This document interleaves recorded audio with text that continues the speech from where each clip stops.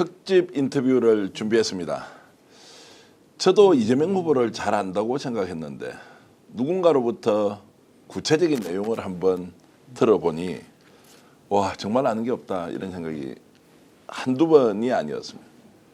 실제 우리는 유권자로서 이재명 대통령 후보를 얼마나 알고 있는지 또 그 사람의 진가를 우리가 정책 공약을 통해서 때로는 어떤 특정한 사안에 대한 본인의 가치와 철학을 확인하면서 국민주권의 시대를 열겠다라고 하는 좀 추상적이긴 하지만 그러나 미래 비전을 얘기하는 그런 하나하나의 모습에서 감동을 하기도 하고 함께 가야 하는 정말로 동지다라는 생각도 많이 하죠. 그런데 좀 더 구체적으로 이재명이라는 사람에 대해서 연구를 해본 분이 있다면 그분을 통해서 우리가 잘 모르는 것들을 한번 채워 나가보자라는 생각으로 오늘 특별 인터뷰를 준비했습니다. 중앙대학교 문해창작과 교수로 계시는 방현석 작가님 모셨습니다. 어서 오십시오. 안녕하세요. 방현석입니다. 제가 작가라고 소개를 먼저 한 이유는 범도라는 그 소설 제 옆에 보이지 않습니까? 홍범도 장군에 대한 그 일대기를 10년에 걸쳐서 연구를 하시면서 역작으로 2권으로 냈는데 정말 이걸로 엄청나게 알려지신 분이시기도 하고요. 또 제가 오늘 인터뷰를 준비하면서 보니까 인간 이재명이라는 지난 3년 전에 대통령 선거 때 인간 이재명이라는 책이 나왔던데 그 책도 직접 기획을 하셨더라고요. 네, 그 만드는 작업을 총괄을 했었습니다. 깜짝 놀랐습니다. 어떻게 특정 정치인을 그렇게 조명하는 책을 또 내셨느냐 이렇게 해서 우리 방 작가님을 모시고 여러분들과 함께 우리가 모르는 이재명에 대한 얘기를 오늘 본격적으로 해보려고 합니다. 며칠 전에는 또 현장에 나가서 직접 유세도 하시더라고요. 네, 한번 굉장히 격정적으로 이렇게 왜 우리가 이재명을 선택해야 하는지 이런 말씀까지 해주셨는데 어쨌든 오늘 시청자 여러분들이 누구를 위해서 우리가 추종하거나 따라야 한다는 것이 아니라 객관적이고 냉정한 현실을 그대로 이해하면서 왜 우리는 이재명과 함께 새로운 대한민국을 만들어야 하는지 오늘 집중적으로 탐구해 보겠습니다. 이재명 후보하고는 특별한 인연이 좀 있으신가요? 뭐 학교를 같은 시절에 다녔죠. 그 대학교 동문이기도 하고 또 제가 3년 전에 그 인간 이재명이라는 책을 만들면서 또 인터뷰도 하고 또 특히 제가 그 과정에서 이재명 후보가 쓴 일기를 다 읽을 기회가 있었습니다. 이제 13살 때부터 26살 때까지 썼던 일기가 6권 있는데 그 6권을 읽으면서 인간 이재명이라는 사람에 대해서 좀 많이 깊이 이해할 수 있는 기회가 있었고 또 거기를 중심으로 이재명 후보의 삶을 알 수 있는 사람들을 많이 만나서 인터뷰하고 취재할 기회가 있었습니다. 조사하고 실제 어떤 사람이었는지.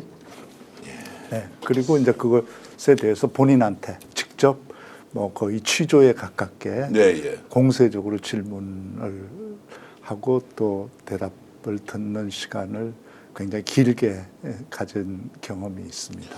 교수님 말씀 들어보면 우리나라에서 이재명을 가장 깊이 있게 이렇게 탐구하고 또 이것을 기록으로 정리하고 하신 분이시군요. 뭐 그럴지는 모르겠는데 제가 관심을 가지고 아마 깊이 공부한 사람 중에 한 사람일 겁니다. 인연의 출발은 그러면은 이제 중앙대학교 다니실 때 80년대 입학을 하시고 또 이재명 후보는 82년도 입학을 했으니까 저는 이제 군대 갔다 와서 학생 운동을 했어요. 중학생 할 때 그때 이제 같이 일한 친구들이 다 82학번들이었어요. 그래서 제가 학교를 거의 82학번하고 같이 다녀서 지금도 만나는 친구들이 80학번이 아니고 82학번입니다. 그때 우리 82 동기들이 다 같이 일한 그 후배들이 이재명 후보를 끌어들이려고 부단히 노력했죠. 그 당시에 학생운동의 멤버로 좀 들어오도록 했는데 실패했죠. 다. 실패했다. 그때 이제 본인이 나는 지금 할 수가 없다. 나중에 변호사가 돼서 그때 어려운 사람들하고 함께 하겠다. 그렇게 하고 저기 운동권에 들어오질 않았죠. 그래서 집회나 뭐 이런 데는 나타나질 않았었고 이제 근데 가두투쟁 막 싸울 때는 나타났다가 또 끝나면 사라지고 했던 학생이 이재명 후보였습니다. 그 당시에는 이제 아무래도 생계 문제가 일차적으로 있었고 그리고 공부를 해서 사법고시도 해야 되고 하니까 그랬죠. 학생운동에 직접 참여하는 것보다는 네. 동의를 했지만 어쨌든 바깥에서 장학생이었고 예, 특히 이제 월급을 받는 장학생이었거든요.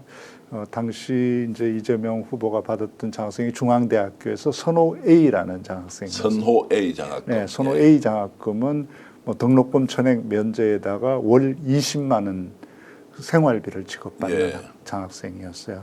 이재명 후보가 공장에 다녔을 때, 그러니까 대학교 들어오기 전에 8개월 전까지 공장에 다녔으니까 그때 받았던 월급의 3배에 해당하는 장학금을 매달 받고 다닌 학생이 이재명 후보였거든요. 그러면 이재명 후보는 대학에 입학 중앙대 법대에 4년 장학금을 받고 생활비까지 지원을 받았는데 네.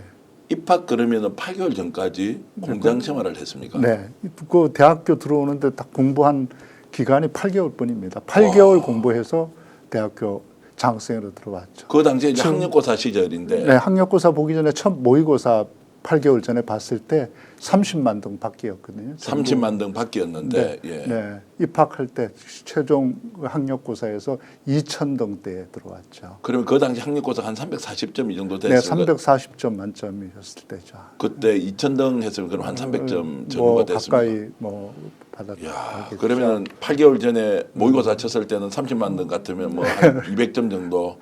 네, 뭐 그 아래였죠. 뭐 예, 거의 예. 뭐 점수가 거의 안 나왔던 뭐 고등학교 교과서 한번 보지 못한 상태에서 시작해서 8개월 만에 거기까지 올라간 사람이 이재명. 이재명 후보가 인터뷰한 걸 보고 제가 깜짝 놀랐던 것 중에 하나가 본인이 이제 공부를 할 시간이 없으니까 어떤 식으로든 시간을 내서 그러니까 집중력이 발휘되지 않고서는 학습의 성과를 낼 수 없으니 어느 순간에 초몰입 상태에서 공부를 하니까 시간이 늘어나더라 이런 이야기를 하는 걸 보고는 와 이건 뭐야 이런 생각이 들더라고요. 그게 이제 이재명 후보의 그 비법 중에 하나인데 예.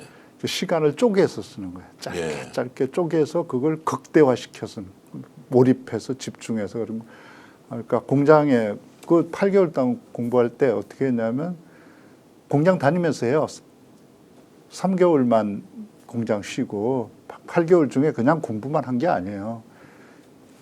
회사에 아침 7시 반에 회사 가서 일하고 5시 반에 퇴근해서 그리고 나서 버스 타고 성남에서 저기 답심리 서울에 네. 거기까지 와서 학원 듣고 막차 타고 돌아와서 독서실 가서 잠 안 자고 새벽 4시까지 공부하고 4시에 집에 이제 통행금지 풀리면 집에 가서 한 2-3시간 자고 일어나서 아침 먹고 공장에 가서 다시 일하고 5시 반에 퇴근해서 또 학원 가고 이렇게 공부를 8개월 한 거예요. 그럼 8개월 동안 학력고사에만 전념한 것도 아니네요. 그럼요. 공장 생활을 하다가 네. 마지막 3개월은 이제 네. 정말로 공부해야 되겠다고 해서 그랬죠. 시험 준비를 했고. 네.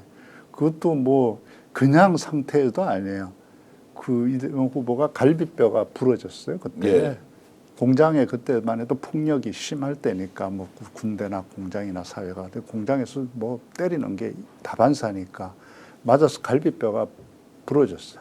그 상태에서도 공장 나가서 일하고 그리고 학원 갔다가 또 독서실에서 밤새고 집에 와서 2-3시간 자고 또 공장 가고 그렇게 공부를 한 거예요. 오가면서 학원 오가는 버스 속에서 단어 뭐 10개씩 이렇게 갈 때 이렇게 올 때 이렇게 외우고 공부했던 사람이 이재명 후보예요. 그럼 그때 이재명 후보의 나이가 몇 살 정도 됐습니까? 한 20살 정도 그때 됐습니까? 17살, 18살. 18 그러면 대학에 좀 일찍 입학을 한 그렇죠. 것이네요. 네, 19살 정도 들어간 거. 검정고시는 다 끝내놓고 있던 상태요. 아니요, 검정고시도 그때 해요. 다. 아, 그 8개월 동안에 검정고시를 그렇죠. 중고등학교를 그 시점에 다 마칩니까? 중학교는 그 전에 했고 고등학교 검정고시를 중학교도 4개월 만에 합니다. 검정고시 공부 딱 4개월에서 중학과정 고위 검정고시 마쳤고 8개월 동안에 대입 검정고시 하고 학력고사 준비 다 해서 그 장학생으로 대학교 들어간 학생이었죠. 오늘 방송 어떠셨습니까? 마음에 들었다면 구독, 좋아요로 스픽스를 응원해 주십시오. 여러분들의 구독, 좋아요는 가장 큰 힘이 됩니다. 스픽스 구독, 좋아요.